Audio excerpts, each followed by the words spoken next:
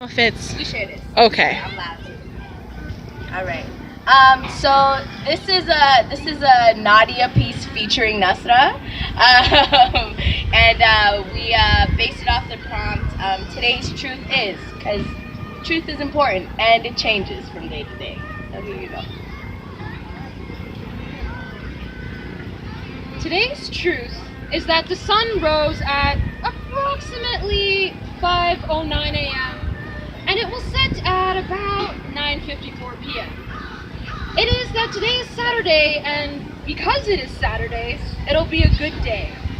See, we like to assign numbers and a handful of letters and feelings to the turning of the earth because it makes us feel like we're in control of something in a universe that is completely indifferent to our existence. Today's truth is, I am not in control. I am a small planet tumbling into its own rings. Gravity says surrender, and all I know is flight. Today's truth is even flight is asking too much. Today's my fists, long forgotten, the crunch of jaw and soak of blood, swing idle by my side. Every part of me has given one thing too many. Today's truth is even planets grow weary from habit.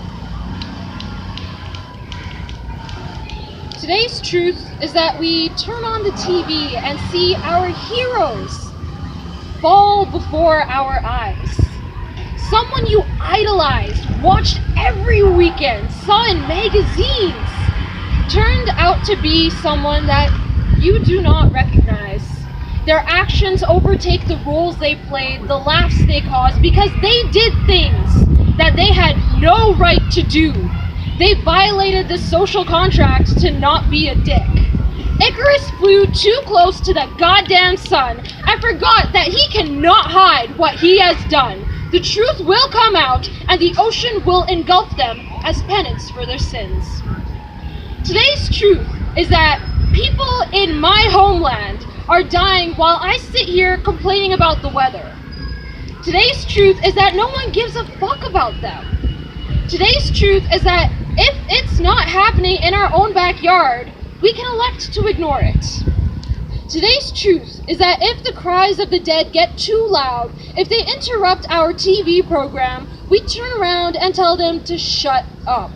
That they got in this situation themselves, as if someone else didn't come and strip their land of all its resources, leaving it barren and conflict-ridden.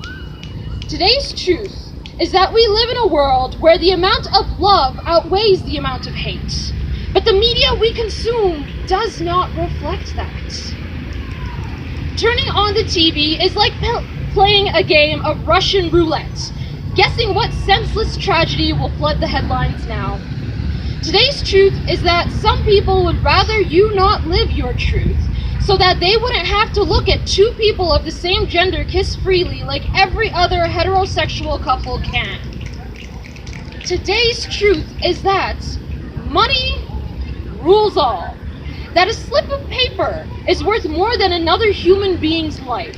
That if you don't have enough of it, you don't deserve to eat or have a roof over your head. Today's truth is that money means more to society than having a future on this earth. We would rather figure out a way to live on Mars than clean up the mess we created here. Today's truth is that the youth of today are braver than we could ever imagine.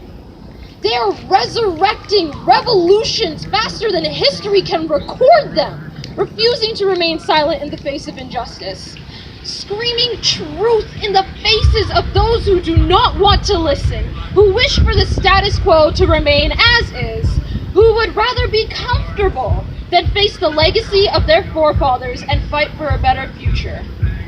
Today's truth is that we don't know what the truth is anymore. There's so many voices attacking us from all sides that we slam our hands against our ears to try and block it out, to try and find the thoughts that you think are still in your head, but maybe they fled from the noise. Today's truth is that we would rather have a white lie whispered to soothe our hearts then the truth shouted from the rooftops to call us to action.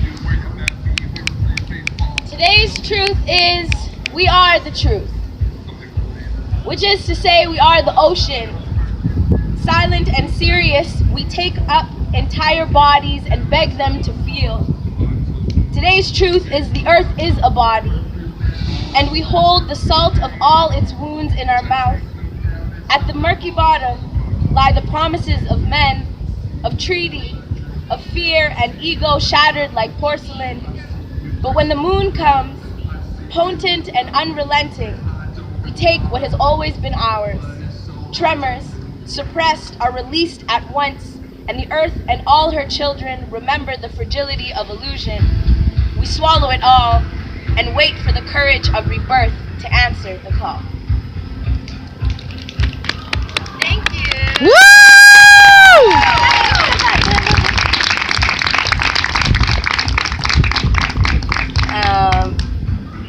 Nadia's amazing. So grateful I got to work with her. I'm just gonna share a couple poems, and then she's gonna kick off the nice, big, flashy ending of this wonderful, wonderful session. I'm gonna do a poem that makes me feel really shiny. Here we go. I am a new brand of shiny. The sun looks up and catches my glint, wonders how I got so high, how slick I was in passing him, wonders how I haven't burnt all the way up already. As if I haven't. As if it wasn't the first scorch that birthed all this. As if the answer to the question, how much water can a black person even hold, isn't swimming in the hollows of my cheeks. As if I wasn't born an already cosmic conundrum. As if the stars aren't strung up by a sky of kinky coil. I detangle myself, fingernails the pick of the century, blood an all-penetrating oil. I am a new brand of breath, a wind that nips at your ankles and sings, and moves a field of dandelions into wish and dream. If there is any question as to who I am, let the answer fall from the sky, or be the sky itself.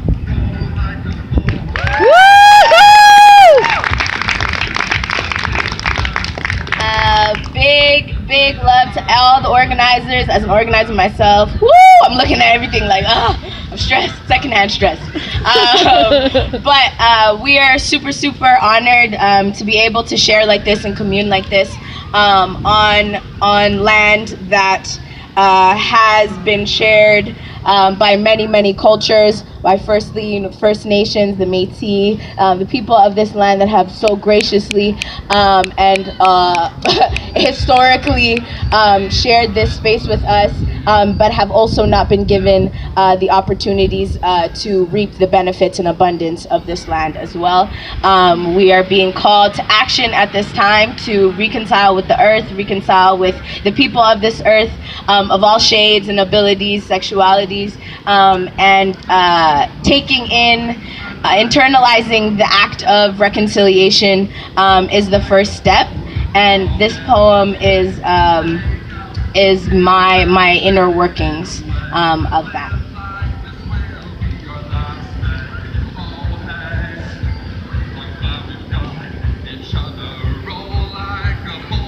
Some mornings, I do not check Facebook. Do not frequent the hollow skulls of tiny men, or almost fall into some pool of red gone stale. Do not entertain the hungering opinion on some ancient lie that doesn't need me to survive anymore anyways. Some mornings I think about the land and her people instead. Quiet the colonial hum around me. Give thanks she kept the doors open. Give thanks for her whispering comforts in my mother's language, long enough to lull her into a new and softer amnesia. Some mornings I agree to practice the anthem with my new family, mold their mouths Canadian like wet clay, my cold, graying hands sigh, under their fresh black. We repeat and repeat, and I've almost carved all the immigrant away when Hubble makes a joke about men. Something about how loud they are with their fear. And she laughs her body laugh and shatters the mold of her new mouth into a milky way. And she sings the anthem the way a Yemeni woman ought, in a dancing lilt, in an accent Trudeau would break fast with. Some mornings,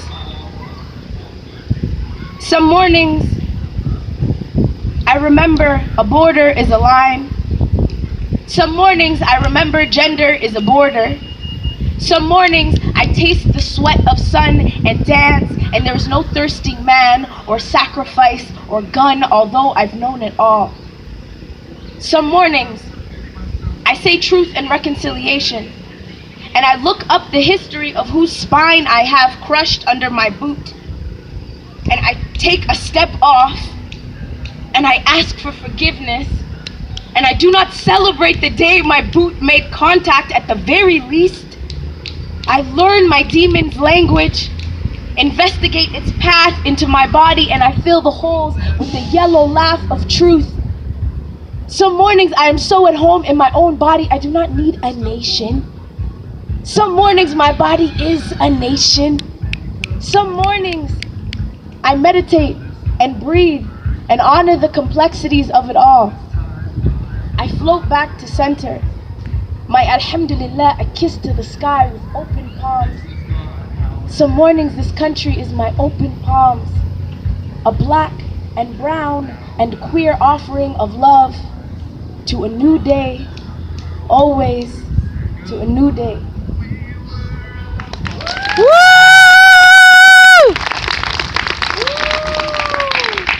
All right, I'm gonna do this poem. This is another collabo. Does anybody know who Lady Vanessa is? What? Of course! Yeah! That's my sister. We wrote this poem in collabo with some staff members of the Sexual Assault Center of Edmonton for their fundraiser gala. So this has a little bit of them in there also. If I were to live this life facing no threat, would I still cling to ownership of this body?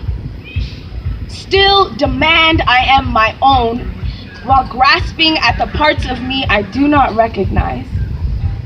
Would it be enough to own this home, even as it is cluttered with ghosts that coat the walls, longing to be heard?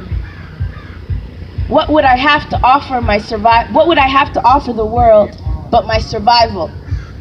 A tense jaw, clenched fists, sharp edges, chest open, raw, red and bloody, beating heart, vulnerable, begging for safety, held in spaces it has not occupied.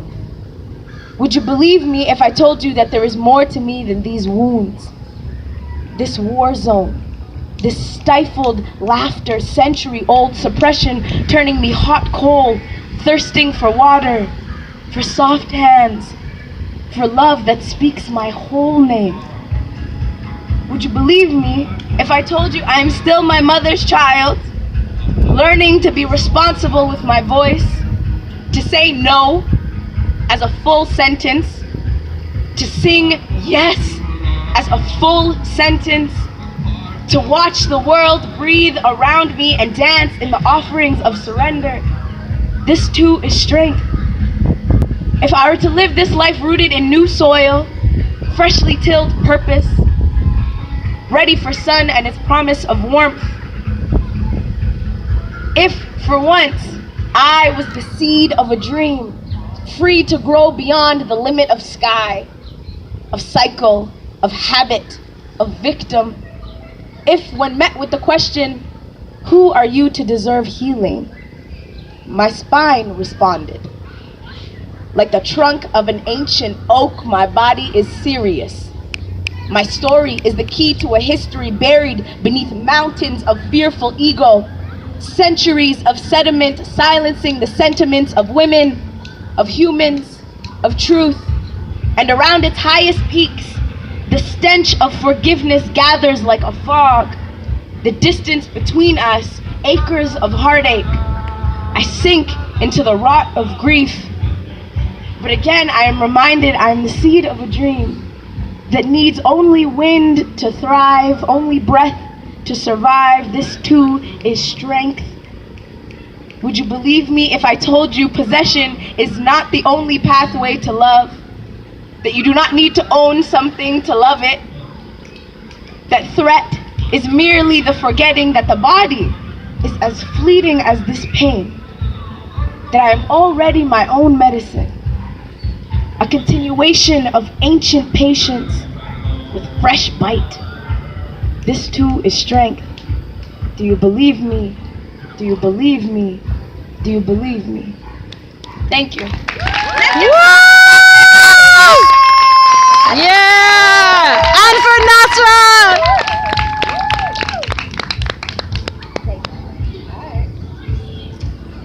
I tend to babble a little when I'm nervous, so yeah, this is me being nervous. This is a poem that I performed earlier this month? No, it's June now. Earlier last month at City Hall. So yeah, here it is. It's called My Roommate.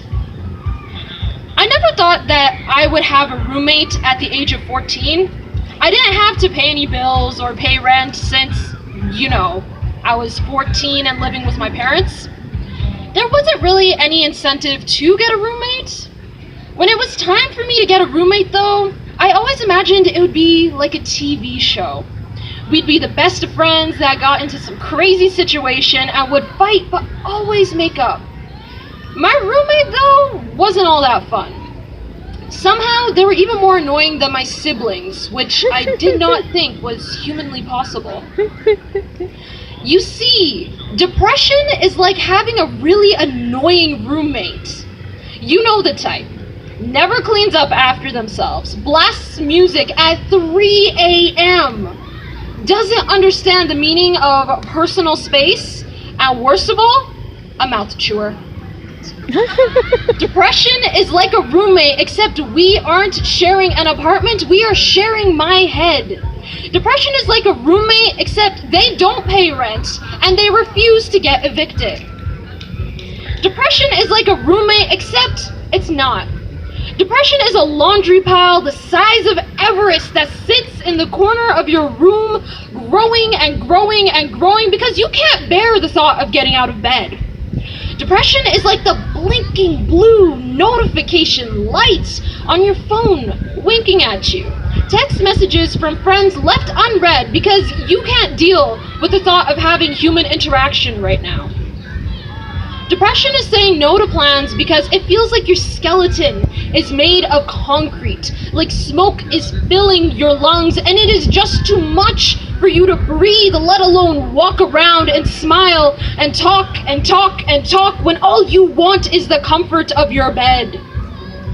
Depression is a monster that creates its nest in my rib cage, taking bites out of my heart when it is hungry, and it is always hungry. Depression is a constant voice in the back of my head. It whispers and taunts and shouts and laughs, tearing me apart from inside out, trying to get that voice out of my head. Depression is a weight on my shoulders that gets heavier with every thought that runs through my head, making me hunch over until I snap.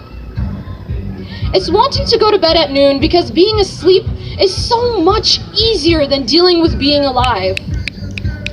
The thing with depression is that it has this way of warping reality.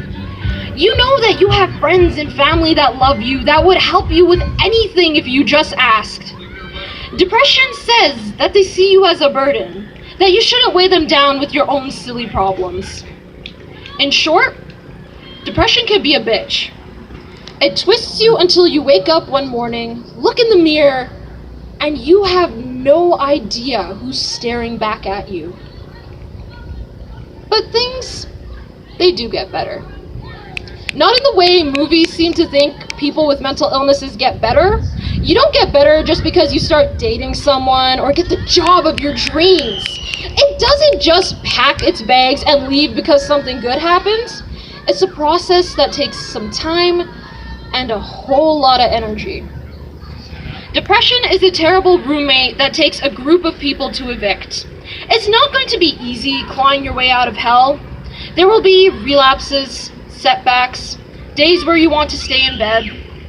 The thing is, you don't have to go through that alone. There are people that can help make the weight on your shoulders a little lighter.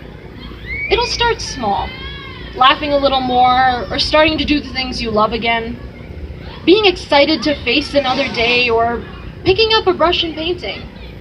And one day, things will be okay. Woohoo!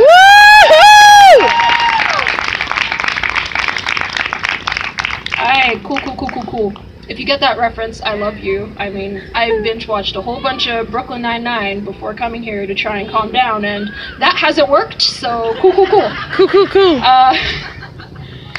This second poem is something I read aloud at a Pride Art Night, which was super cool. And it's called Dear Queer Girls of Color. I will stumble, so I'm sorry if you can't tell what I'm saying. Dear queer girls of color, welcome to the party.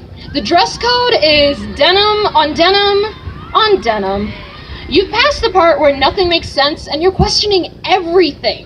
The part where people say that you're confused, that's just a phase, that you'll outgrow it. Oh, wait a second, that's not really true. The truth is that people never stop telling you that it's just a phase. It's like people think that sexuality is a pair of jeans that you're gonna outgrow someday. But the joy you feel when you first whisper your secret in the dead of night, that you aren't conforming to what society expects you to be, that joy, it's worth it. It settles itself in your soul, helps you live your truth when things get hard. Dear queer girls of color, labels are a fickle thing. You're gonna spend hours trying to figure out what's wrong with you, trying to validate who you are. You'll drown in the pages for a while, overwhelmed by all the knowledge when a second ago you thought the only thing you could be was heterosexual. It's okay if you don't fit into a label 100%. You're a person, not a t-shirt. You aren't meant to fit into a neat little box. There's too much power inside of you, too much divinity and beauty and rage and love and love and love to force yourself into one. It'll be like shoving a hurricane into a shoebox. And don't you ever feel that you have to explain your queerness to anyone, that you have to prove that you're queer enough. What's that supposed to mean? You're more than enough, whatever you are. Dear queer girls of color, you're not really gonna see yourself in the media. Dear media, hey, never thought you'd notice I exist. I must be your worst nightmare, huh? Queer, brown, immigrant parents, fact. I check all of your little diversity requirements. Don't worry, I know if you cast me, you'll kill me off 10 minutes in. By the way, did you know that you can have more than one queer character? Or even, I don't know, a gay love story that doesn't end in tragedy? I don't know what prop you think queer people are, but I'm not here to be your shitty plot device. I'm sure as hell not here so you can check your little diversity box and pat yourself on the back. Another thing, media giants, despite being a very, very loud and proud queer, not everything in my life revolves around my sexuality. You cannot reduce our experiences to a coming out story. Our stories are so much more diverse. We can be pirates, travel space, fight aliens, save the president. Okay, maybe not that one. And if you can't write us a story that doesn't end in tragedy for no goddamn reason, pass over the pen. We'll set fire to your script and write our own because we get the job done. Dear queer girls of color, life is gonna suck for a while, maybe for a long time. People are gonna hate you for pretty much no reason at all. For your skin, the way you talk, who you love.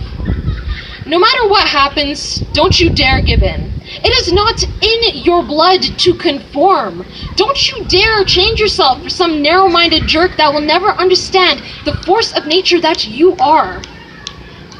Dear queer girls of color, do not let them silence you.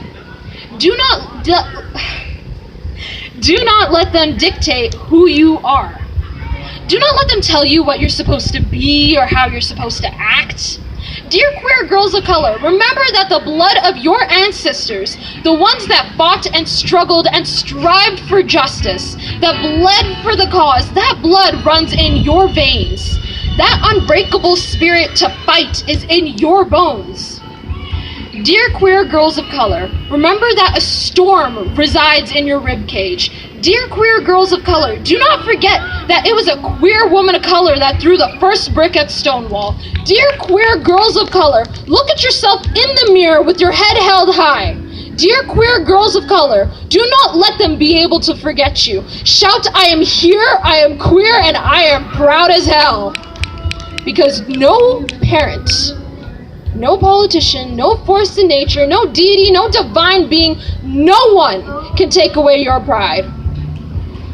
Dear queer women of color, even when you don't love yourself, when you become Atlas, the weight of the world on your shoulders, remember that you are loved by your community and the queer girls of color you used to be.